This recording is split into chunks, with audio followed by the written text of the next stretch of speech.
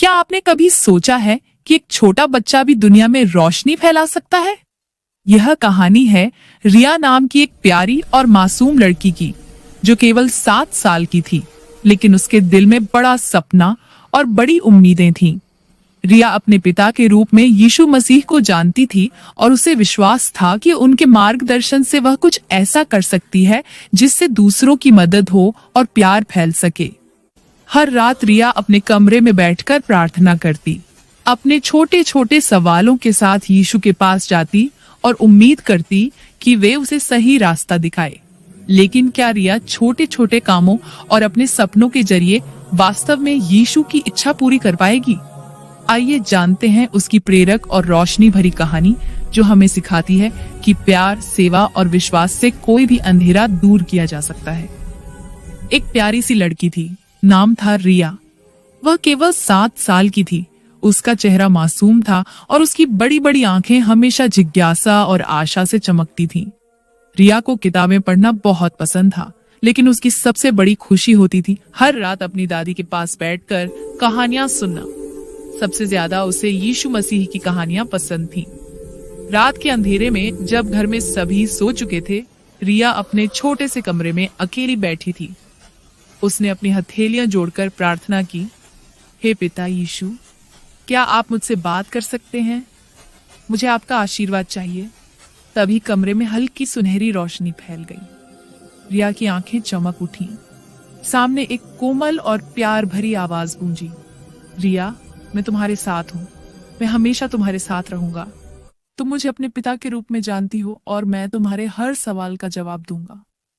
रिया ने गहरी सांस ली और हंसते हुए पूछा, पिता, आप सबको इतना प्यार क्यों करते हैं, जबकि कुछ लोग जानबूझकर दुख पहुंचाते हैं?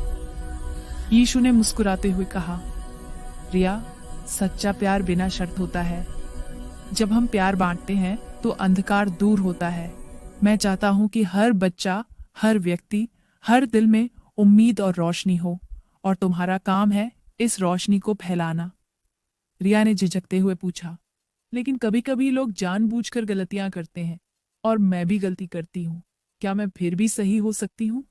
यीशु ने प्यार से उत्तर दिया, गलतियां करना इंसान की सीख है, इससे मत डरना। हर गलती तुम्हें मजबूत बनाती है। और याद रखना रिया, मैं तुम्हारे साथ हूँ, तुम्हारे सपनों और इच्छाओं में भी। रिया ने धीरे से कहा, कभी कभी मैं बहुत अकेली महसूस करती हूँ। क्या आप मेरे साथ होते हैं? यीशु मुस्कुराए और बोले, हाँ रिया, मैं हमेशा तुम्हारे साथ हूँ। जब तुम खुश होती हो, जब तुम रोती हो, जब तुम सोचती हो, मैं तुम्हारे हर आंसू और हर खुशी को देखता हूँ। मैं तुम्हारे सपनों को सुनता हूँ।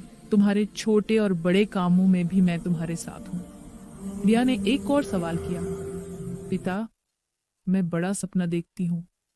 मैं कुछ ऐसा करना चाहती हूँ जिससे दूसरों की मदद हो और लोग खुश रहें। क्या आप चाहेंगे कि मैं वही करूं? यीशु की आंखों में प्यार झलक रहा था। उन्होंने कहा, हाँ रिया, ये तुम्हारा सपना सिर्फ तुम्हारा नहीं है, ये मेरा सपना भी है। जब तुम अपने सपनों के लिए मेहनत करती हो, दूसरों की मदद करती हो और प्यार बांटती हो, तो तुम मेरी इच्छा पूरी कर रही हो। याद रखना, मैं हमेशा तुम्हारे साथ हूं और तुम्हें मार्ग दिखाऊंगा।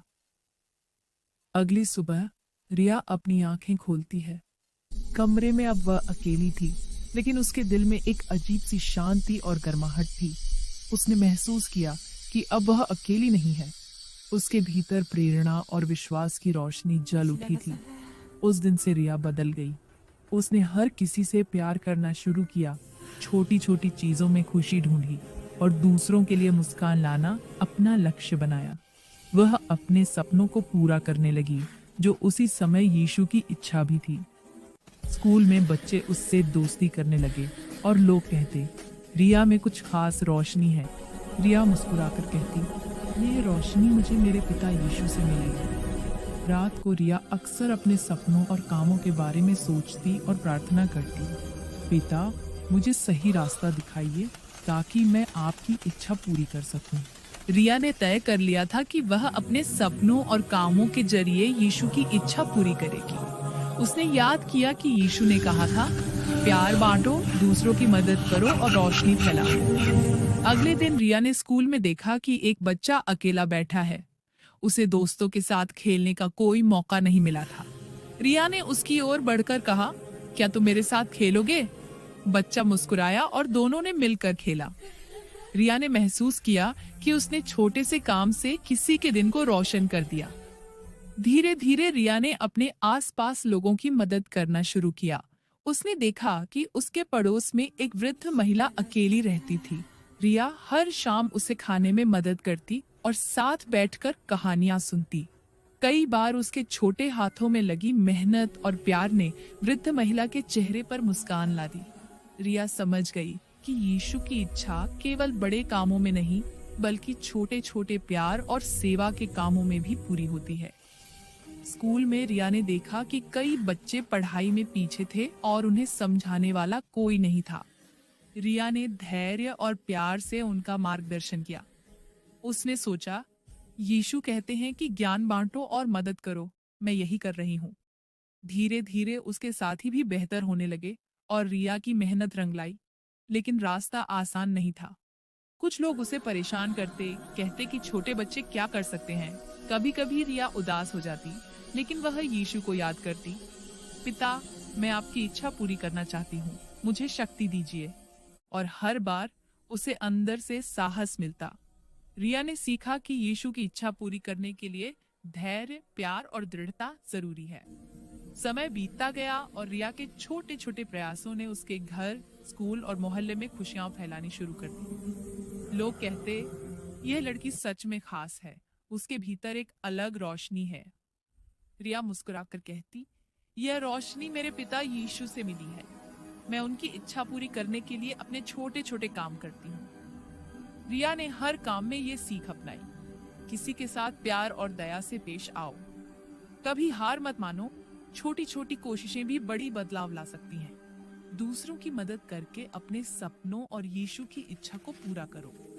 अंत में रिया ने जाना कि यीशु की इच्छा पूरी करना केवल बड़े कामों में नहीं, बल्कि हर दिन के छोटे छोटे प्यार और सेवा के कामों में भी होता है। रिया ने न केवल दूसरों की मदद की, बल्कि खुद भी अंदर से मजबूत, खुश और संतुष्ट हो गई। कहानी का संदेश, यदि हम अपने छोटे छोटे प्रयासों में प्यार और सेवा को अपनाएं, तो हम भी रिया की तरह यीशु की इच्छा पूरी कर सकते हैं और दुनिया में रोशनी फैला सकते हैं।